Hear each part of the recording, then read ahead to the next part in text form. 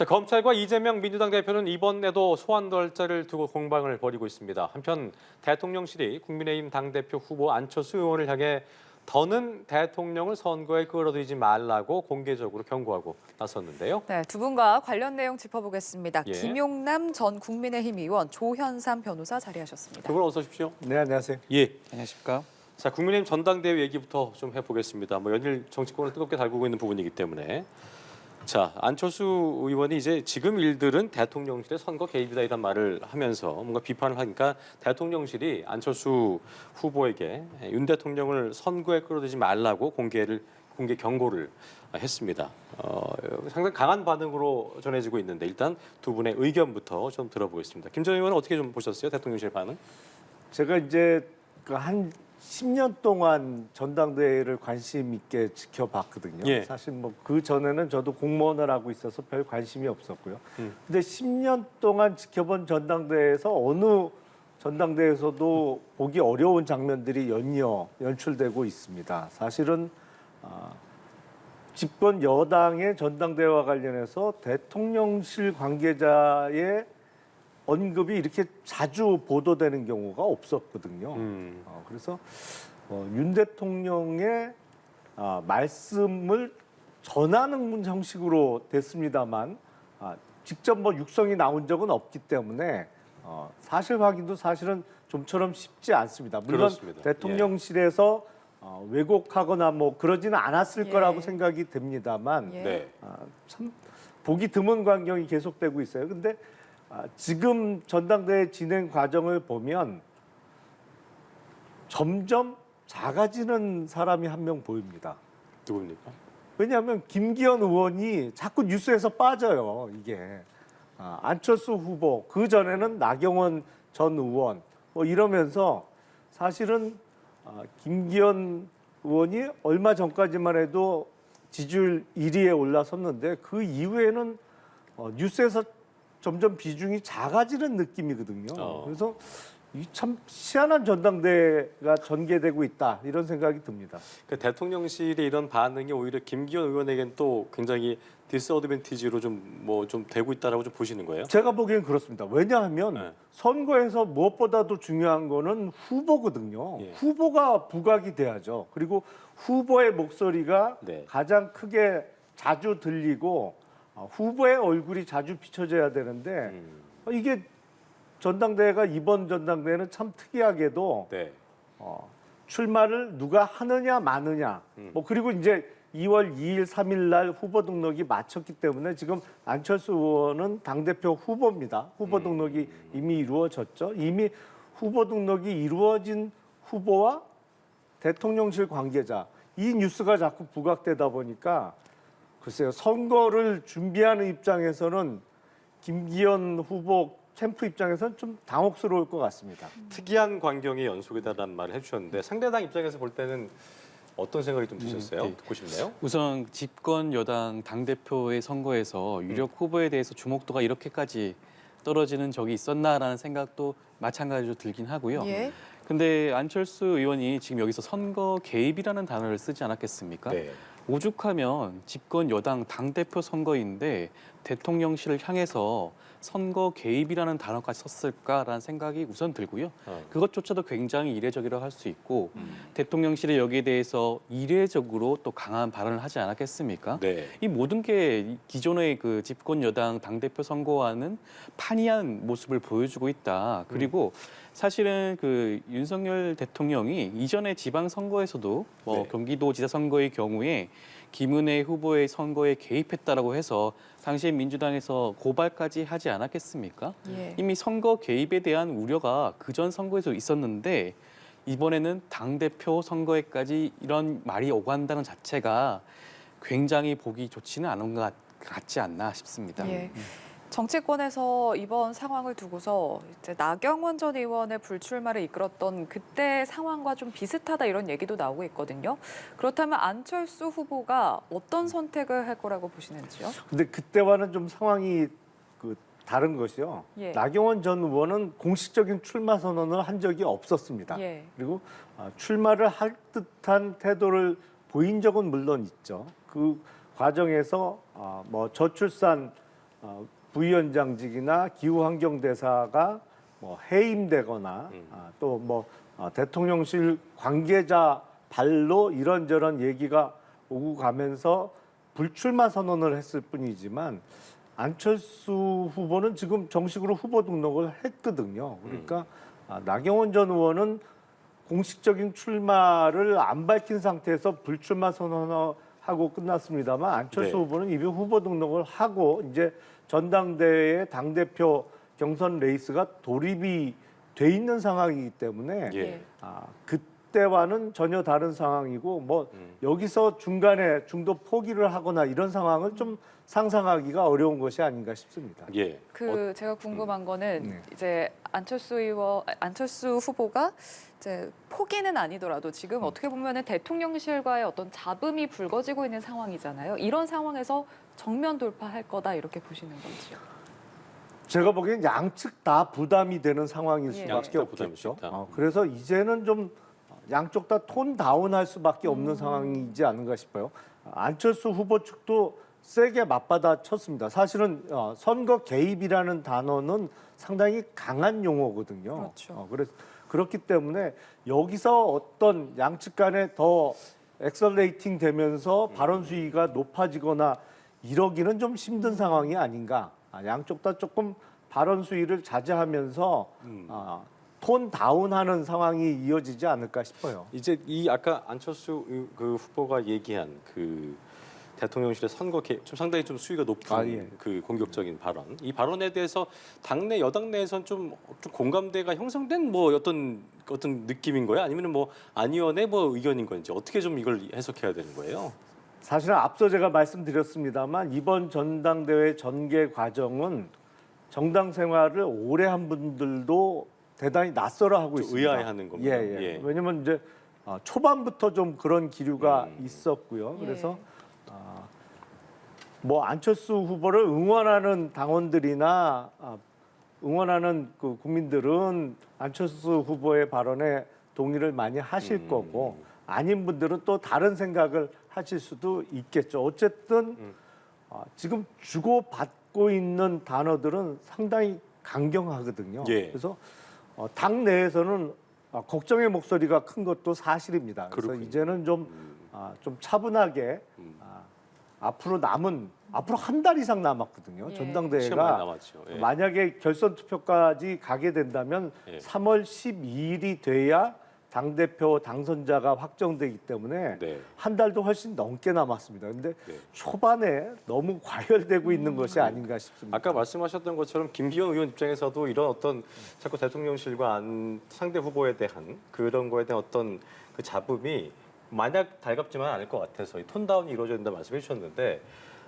보실 때 안 의원도 그렇고 앞으로 김기현 의원의 어떤 뭐 전략이랄까요? 앞으로 흐름이 좀 어떻게 흘러갈 거 좀 예상하시는지 들어보겠습니다. 일단 안 의원께서 지금 이 상황에서 후보를 사퇴하거나 그러지는 전혀 안 하실 것 같고요. 이미 나경원 의원이 중간에 중도에서 그 출마 선언을 포기하지 않았겠습니까? 예. 그 과정을 모두 지켜봤고 그 결과적으로 그러면 나경원 의원한테 그게 도움이 되었나? 하는 그 의문점이 남지 않겠습니까? 그렇다고 한다면 안 의원 같은 경우는 이미 그 당대표에 도전한 이상 끝까지 완주할 가능성은 당연히 있는 거고요.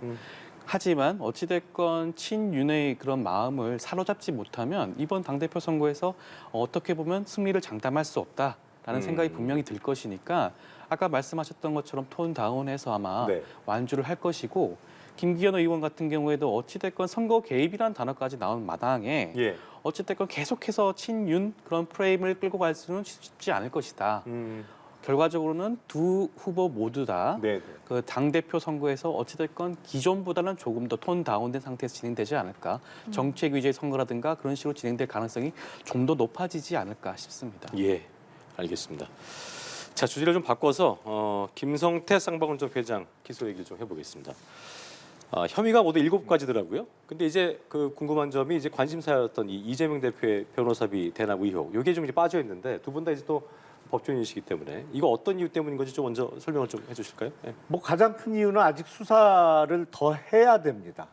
사실은 이게 처음에 제기된 의혹은 2021년 제가 9월로 기억을 하는데 당시 민주당 대선 경선 과정에서 이낙연 당시 후보 측을 지지하는 것으로 보이는 시민단체 측의 고발이었거든요. 그러면서 녹취록이 공개가 됐는데 그 녹취록에서 당시 이재명 경기도지사의 형사사건을 변호했던 이모 변호사에게 쌍방울 측에서 약 20억 원의 금원 정도를 이제 주식 관련된 것 뭐 이렇게 돼 있거든요. 녹취록에는. 그래서 그게 전환사채가 흘러 들어가서 변호사비 대납이 이루어지지 않았냐라는 것이 의혹의 쟁점이었는데 그 부분에 대해서는 조금 수사가 아직 더 남은 것 같아요.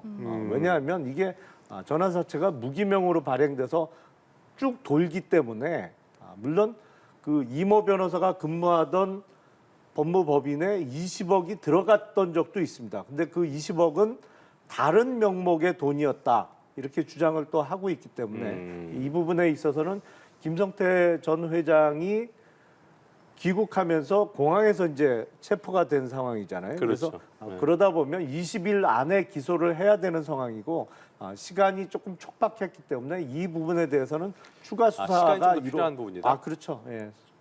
추가 수사가 좀 이루어져서 기소 여부가 결정되지 않을까 싶습니다. 추가 시간이 좀 필요한 부분이다. 근데 증거 확보가 좀 쉽지 않은 건지, 뭐 시간이 더 필요한 건지 또 다른 의견일 수도 있을 것 같아서 여쭤보겠습니다. 말씀하신 대로 이 사건 자체가 변호사비 대납 의혹이 불거진 지가 꽤 많은 시간이 흘렀습니다.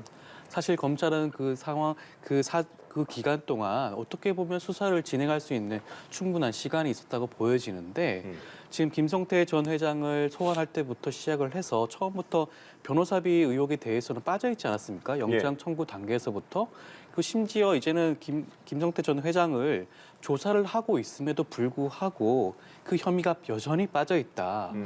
이것은 과연 그 검찰이 제대로 된 수사를 진행했음에도 불구하고 과연 증거를 확보할 수 있는 것인지 저는 사실 그게 좀 의문인 것으로 보이고요.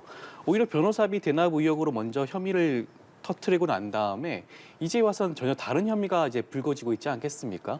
처음부터 변호사비 대납 의혹이 갔으면 그 혐의를 완벽하게 조사를 해서 혐의가 없다라고 하면 혐의가 없다라고 하면 되는데 이제 와서는 다른 혐의를 이제 나오고 시작했고 아마 그러한 수사가 계속될 것으로 보이는 게 좀 우려되는 게 아닌가 싶습니다. 그렇군요. 말씀하신 것처럼 지금 가장 많이 언급되고 있는 게 대북 송금 800만 달러 이 부분이거든요. 그러니까 지금 경기도에 북한 스마트팜 지원 사업 비용을 대신 내준 거다. 이제 김 전 회장이 이렇게 진술을 바꿨는데 일단 지금 검찰이 이와 관련해서 이 대표와의 어떤 연결고리를 지금 어떻게 추측을 하고 있는 상황입니까? 사실은 그 쌍방울과 이재명 대표 간에는 접촉점이 상당히 많이 있습니다.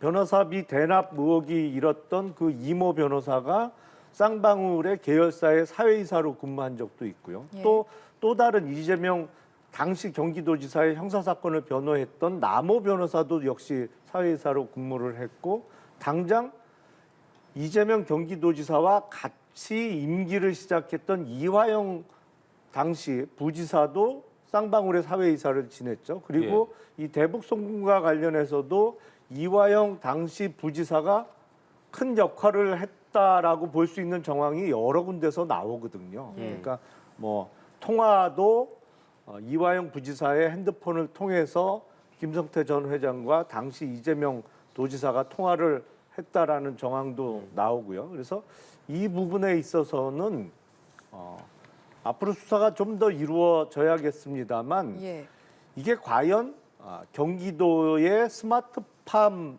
사업 비용뿐이겠느냐.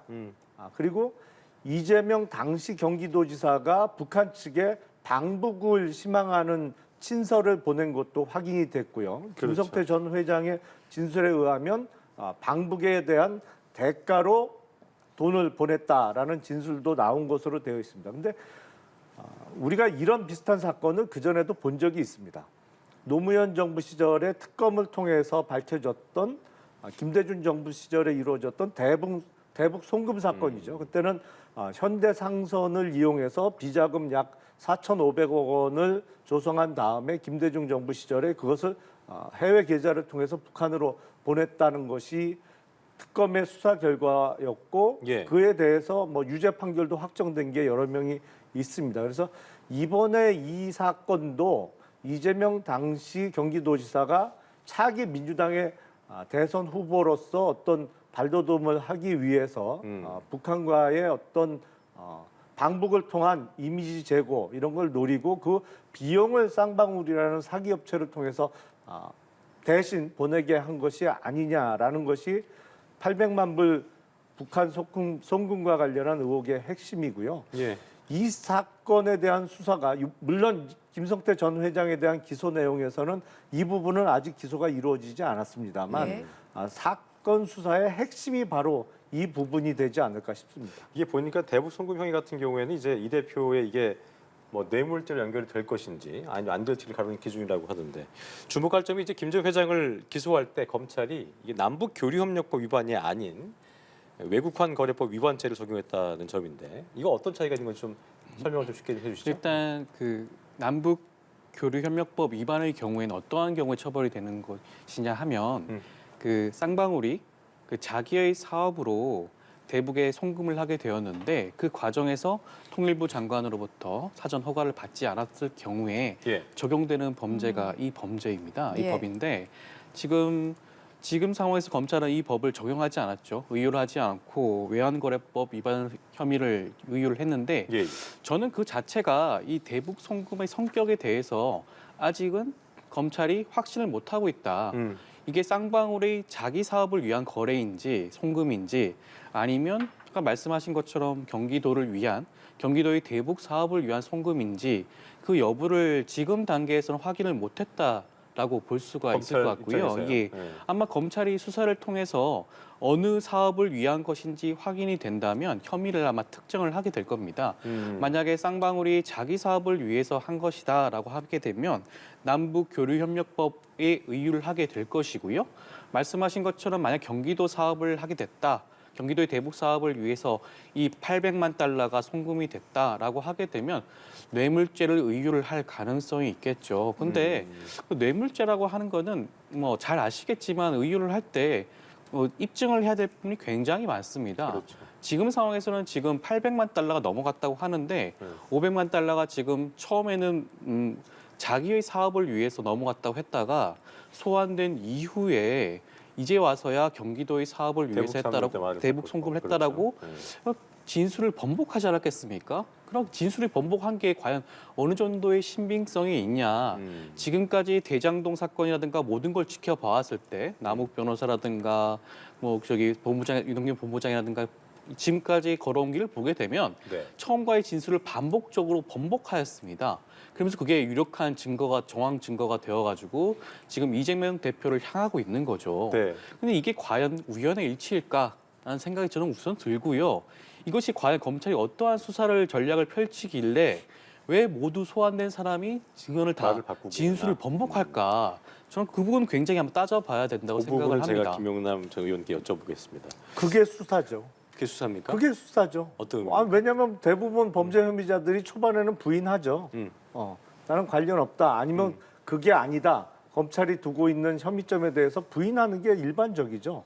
물론 통상적으로, 처음부터 처음에는. 자백하는 경우도 있습니다만. 예. 그러면서 수사가 이루어지면서 관련 증거를 제시하고 또 관련자들의 진술의 모순점을 제시를 하고 그러다 보면 계속 부인하다 보면 법정에서 더 높은 형을 받을 수도 있겠다라는 판단이 들 때 더 이상 부인할 수 없는 상황이 될 때는 그 부인하던 진술을 번복해서 자백하는 거죠. 그게 수사의 기본이죠. 그러니까 왜 처음에는 그렇게 얘기 안 하더니 이제 와서는 이렇게 얘기하냐. 그러면 만약에 처음 진술이 끝까지 유지되어야만 한다면 수사를 할 필요가 없는 거죠. 그거는. 그건 수사의 기본입니다. 예. 그렇다면은 어쨌든 김성태 전 회장도 예전에 뭐 유동규 전 본부장도 그렇고 남욱 변호사도 이렇게 말을 좀 진술을 바꾸는 것처럼 검찰 입장에선 효과적으로 수사가 이루어지고 있고 점점 더 좁혀가고 있다 이렇게 좀 해석하면 될까요? 그렇죠. 그거는 아무래도 광범위한 수사를 통해서 확보한 증거들이 있을 것이고요. 그리고 당시 조각난 사실들을 맞춰가면서 기존의 주장이 왜 논리적으로 모순되는지 그리고 이미 입증된 사실과 왜 충돌하는지를 추궁해 나가는 과정이 수사 아니겠습니까? 그런 수사를 통해서 김성태 전 회장이 자기가 기존에 했던 진술의 모순점에 대해서 설득을 못하고 아니면 이 주장을 끝까지 법원에서도 유지할 경우에는 자기가 훨씬 더 높은 형을 받을 수밖에 불리할 수 있다는 거. 그렇죠. 그런 판단이 들었으면 얼마든지 진술을 번복하고 자백할 수 있는 거죠. 예. 앞서 이제 조 변호사님께서 이번 혐의와 관련해서 수사가 좀 더 필요하다라고 하셨는데 일단 지금 이 수사에서 좀 중요한 역할을 할 것으로 보이는 인물이 이화영 전 부지사거든요. 일단 김 전 회장이 주장한 바에 따르면 이 대표와의 전화 통화도 이화영 부지사가 해줬다 이렇게 얘기를 했는데 일단 이 전 부지사는 혐의를 전면 부인하면서 부인했죠. 검찰 조사에 응하지 않겠다 이렇게 입장을 밝혔거든요. 검찰 입장에서는 지금 이 전 부지사를 좀 강제 소환할 그런 방법도 마땅치 않은 거 아닙니까? 지금 상황에서 이화영 전 부지사가 받고 있는 혐의는 예. 지금 이 사건과 관련된 혐의는 아닙니다. 예. 본인의 횡령 혐의에 대한 뇌물 혐의에 대한 그 혐의로 기소가 된 상황이잖아요. 그렇기 때문에 지금 상황에서 강제 소환을 해서 수사를 할 수 있는 방법이 뾰족할 수가 있을까 싶긴 하고요. 예. 소환을 한다고 해도 이미 네. 이화영 전 부지사 같은 경우에는 이미 공개적으로 밝히지 않았겠습니까? 자기는 그러한 대화를 한 적도 없고 통화를 연결해 준 적도 없다. 그리고 경기도 사업과 쌍방울의 대북 사업은 전혀 별개다라고 이미 진술을 했는데 뭐 설령 소환이 된다고 하더라도 그 동일한 대답을 할 가능성이 굉장히 높겠죠. 그리고 불리한 질문에 대해서는 뭐 진술을 하지 않을 예. 가능성도 있고요. 사실상 현재로서는 이화영 전 부지사를 소환하는 게 실익이 없지 않을까 싶습니다. 그렇군요. 자, 그리고 그 보니까 이 대표도 그렇고 이 전 지사, 부지사, 이 전 부지사도 그렇고 모두 이게 대북 송금과의 연관성을 부인하고 있는 상황인 건데 검찰은 이제 영상 물증을 뭐 확보한 것으로 좀 전해지고 있는 것 같아요. 이 부분이 어떻게 좀 향후 좀 그런 부분 어떻게 진척이 좀 될 수 있을까요? 그런 부분이? 이게 아마도 뭐 술자리에서 있었던 장면 같죠. 예. 그러면서 쌍방울과 경기도가 뭐 같이 간다. 그럼 건배사하는 뭐 그런 그런 장면, 예. 취지의 이야기를 김성태 당시 회장이 하는 게 아마 녹화가 되어 있는 모양입니다. 근데 그거는 어떤 범죄 사실에 대한 직접 증거라기보다는 정황 증거의 성격이 높겠죠. 그만큼 하지만 그런 녹화된 거를 뭐 그거는 증거 능력은 인정될 가능성이 매우 높고요. 그러니까 그거를 높다. 그렇죠. 그 파일을 누가 조작해서 만들어낸 게 아닌 한 증거 능력은 있는 거죠. 그러니까 그냥 뭐 짜집기 된 게 아니라 그렇죠. 그들이 있다면 예, 그게 무슨 뭐 통 파일이라면 그냥 컴퓨터 그렇게. 그래픽으로 없는 사실을 만들어낸 게 아닌 한 증거 능력은 인정이 되는 것이고요. 예. 증거로서는 쓸 수 있는데 그러면 증명력의 문제에 있어서 어느 정도의 증명력을 갖느냐. 근데 제가 보기엔 이 쌍방울에서 북한에 보냈다고 하는 800만 불의 송금 이유와 관련해서 어떤 증거보다도 강하게 쌍방울과 경기도 사이의 관계를 생각해 볼 수 있는, 추측해 볼 수 있는 증명력이 매우 높은 정황 증거가 될 가능성이 매우 높습니다. 예. 간접 증거가 될 수 있겠죠. 범죄 사실에 대한 어떤 직접적인 증거는 아니더라도 당시 이루어진 상황과 관련한 증명력은 충분히 높아 보입니다. 조 변호사 어떻게 좀 바라보세요? 말씀하신 것처럼 이 영상은 정황 증거로서의 뭐 영향을 미칠 수는 있겠죠. 근데 이 영상 자체를 보더라도 대화 내용이 쌍방울과 경기도가 함께 간다. 이 단어, 이 문장이지 않겠습니까? 근데 이걸 좀 저희가 살펴봐야 될 부분이 이 당시에는 쌍방울도 그렇고 경기도도 그렇고 모두 다 대북 협력 사업을 경제 협력 사업을 진행하고 있었습니다. 그런 면에서 어떻게 보면 같이 갈 수 있는 협력하고 교류할 수 있는 부분이 분명히 있을 수 있는 것이고요.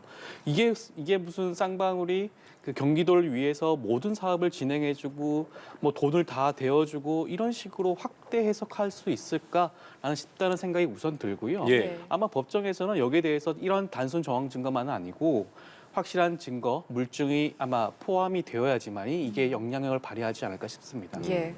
자, 지금 검찰 이재명 대표 소환 날짜를 두고서 지금 공방 중인데 이제 그렇습니다. 추가 소환 날짜 11일 혹은 12일 이렇게 출석이 거론되고 있거든요. 근데 이번에도 좀 성과가 없는 조사가 될 가능성이 있다 이런 시각도 있는데 여기에 대해서 어떻게 보시는지요? 사실상 대장동과 관련해서는 이재명 대표가 1차 출석을 했죠. 예. 일주일 지난 이제 주말에 했습니다만 이번에 2차 소환이고요. 1차 소환 때도 사실상 미리 준비한 진술서만 제출하고 진술 거부하는 태도를 보인 것이죠. 근데 수사하는 검사 입장에서는 그렇다고 물어볼 내용이 남았는데 뭐 소환조차 안 하고 여기서 수사를 종결하기는 어려울 것 같고요. 그러다 보니까 2차 소환을 날짜를 조율하고 있는 것이고 아마도 다음 돌아오는 주말쯤 출석이 이루어지지 않을까 생각이 됩니다. 역시 이재명 대표는 2차 소환 때도 사실상 진술 거부를 할 것으로 보여요. 그리고 진술서만 준비하고 서면으로만 뭐 대신하는 그렇죠. 거죠. 예. 지금 뭐 일관됩니다. 이화영 전 부지사도 여기는 아예 출석에 불응하고 있잖아요. 뭐 출석을 한다고 해도 진술을 안 할 것으로 예측이 되는데 보통은 뭐 분리할 때 이런 그 태도를 많이 유지를 합니다만 이재명 대표는 역시나 2차 소환 때도 1차 소환과 비슷하게 사실상 진술 거부를 하지 않을까 싶습니다. 근데 이제 검찰 입장에서도 그런 부분을 이제 김 전 의원님 말씀처럼 뭐 예상을 못하지 않을 텐데 네. 그럼에도 불구하고 소환을 하는 것 이게 어떤 실익이 있는가에 대한 또 부분도 짚어봐야 될 거거든요. 왜냐하면 물어볼 부분이 많이 남았는데 물어보지도 않고 수사를 종결할 수는 할 없지 없으니까. 않습니까? 물론 이제 이런 경우에는 피의자 신문 조서에 질문은 다 합니다. 예. 뭐뭐에 대해서 뭐 대답 안 하더라도 그냥 계속 그렇죠. 물어보는 그러면 거죠. 이제 답변은 묵묵부답으로 적히거나 아니면 실제 답변 내용에 따라서 제 답변은 진술서로 가름하겠습니다라는 동일한 답변이 계속 피의자 신문 조서에 적히죠. 그리고 피의자의 동의하에 그 전 과정이 영상 녹화가 됩니다. 뭐 그게 이제 또 나중에 법원에 제출이 돼야 되는 것이기 때문에 네. 그 과정을 전체를 생략하고 수사를 종결하기는 어렵습니다. 그렇군요. 2차 소환이 이루어지게 된다면 조 변호사께서 보시는 뭐 관전 포인트랄까요? 어떻게 좀 어느 부분에 집중하고 계세요? 저는 우선 말씀드리고 싶은 게 지금 처음에 우리 이재명 대표가 소환될 때만 하더라도 그 야당 대표가 소환되는 경우 굉장히 이례적이다. 그때 굉장히 보도가 많이 나갔었죠. 근데 지금 분위기상으로는 1차, 2차, 3차 아마 소환이 여러 차례 될 것 같습니다. 지금 한 번에 끝내지 않고 계속 소환 조사를 하겠다고 예. 하고 있죠. 아직 뭐 혐의가 아직 조사가 제대로 진행되지 않은 혐의까지 있다고 하니까 그럴 것 굉장히 우려스러운 부분이 생각할 수 있고 그리고 지금 그 검찰의 그런 피신 조서가 지금 형소법이 개정이 되어가지고 증거 능력 충분히 부정될 수 있습니다. 지금 상황에서는 그런데 의미 없는 어떻게 보면 동일한 진술을 할 것이라는 게 뭐 명확함에도 불구하고 이게 야당 대표를 약간 망신 주기 위해서 계속해서 소환하는 게 아닌가. 망신 주기로. 그런 게 저는 검찰 굉장히 입장에서. 그런 생각이 강하게 들고요. 어차피 지금 더 이상 그 조사를 진행한다고 하더라도 아마 이재명 대표가 평소와 이전과 달리 뭐 적극적으로 대답을 한다거나 그러지는 않을 것 같습니다. 지금처럼 서면으로 답변을 한다거나 그럴 가능성이 굉장히 높겠죠. 그럼에도 불구하고 이런 식으로 소환 조사하는 거 굉장히 실익이 없는 일을 보여주기 식으로 하는 게 아닌가 저는 그렇게 여론이 보게 됩니다. 어떻게 좀 또 이 부분을 바라보게 될지는 지켜봐야 될 부분인 것 같고요. 끝으로 이제 이재명 대표 이런 조사 결과에 따라서 어떤 정치적 파급 효과, 민주당 입장에서도 그렇고 이재명 대표의 본인의 어떤 정치 생활 앞으로 정치적인 어떤 앞으로의 길에서도 그렇고 상당히 중요한 부분일 텐데 총선 일단 1년 앞으로 1년 내년으로 다가오고 있는 상황이기 때문에 이 관련 사안을 길게 끌고 갈수록 본인도 그렇고 민주당도 그렇고 상당히 좀 쉽지 않은 부분일 텐데요. 끝으로 이 부분에 대해서 뭐 이 대표가 어떻게 좀 여론전에 집중할 것으로 예상이 되고 있습니다만 어떤 행보를 좀 보일지에 대한 예상을 좀 같이 해보죠. 예. 그 바로 어제 민주당이 장애투쟁을 했죠. 남대문 쪽에서 내건 명분은 민생 파탄과 검사 독재였습니다만 뭐 방점은 뒤에 있는 것이 아닌가 싶어요. 검사 독재라는 게 이재명 대표와 관련한 수사를 너무 강하게 하는 것이 아니냐. 뭐 그 부분에 방점이 찍혀 있는 것으로 보입니다. 근데 민주당 내에서도 네. 당 대표로서 이렇게 계속 검찰 수사에 소환되는 상황 그리고 뭐 앞으로 만약에 재판이 진행이 된다면 법정에 계속 출석하는 것 자체가 민주당의 어마어마한 부담으로 다가올 수가 있을 것 같아요. 네. 그리고 이재명 당대표의 입장에서도 당 내에서 자기 주변에 자꾸 사람이 없어지는 거를 느끼게 되는 상황이 벌어질 가능성이 높지 않을까 싶습니다. 그래서 이 부분에 있어서는 뭐 더불어민주당의 현역 국회의원이나 중진 정치인들이 다가오는 총선과 관련해서 아마 제일 큰 고민거리가 되지 않을까 싶어요. 그러니까 뭐 이재명 어느 대표 형태로든 입장 정리를 좀 하겠죠. 그렇죠. 어떻게든지. 이재명 대표와 좀 가깝지 않은 측에서는 네. 뭐 자진 좀 당대표에서 사퇴해 줬으면 좋겠다는 생각을 할 수 있는 상황으로 보이고요. 이재명 당대표나 또 소위 친명계라는 의원들은 그와는 또 다른 생각을 충분히 할 수 있을 것 같고요. 그래서 앞으로 민주당 내에서 어떤 세력 간의 어떤 힘의 균형점이 어디서 이루어질지는 좀 지켜봐야 될 것 같습니다. 조윤선 변호사께도 같은 질문 드리겠습니다. 끝으로. 예. 일단 여야 입장이 아마 첨예하게 다르겠죠. 내년 총선을 앞두고 여당 입장에서야 지금 야당의 그런 혼란상 굉장히 뭐 어떻게 보면 지켜 불구경 꽃구경 하듯이 보고 있지 않겠습니까? 그런데 야당 입장에서 어찌됐건 빨리 정리되는 게 좋을 수밖에 없겠죠. 근데 지금 상황에서 칼자루를 쥐고 있는 것은 검찰입니다.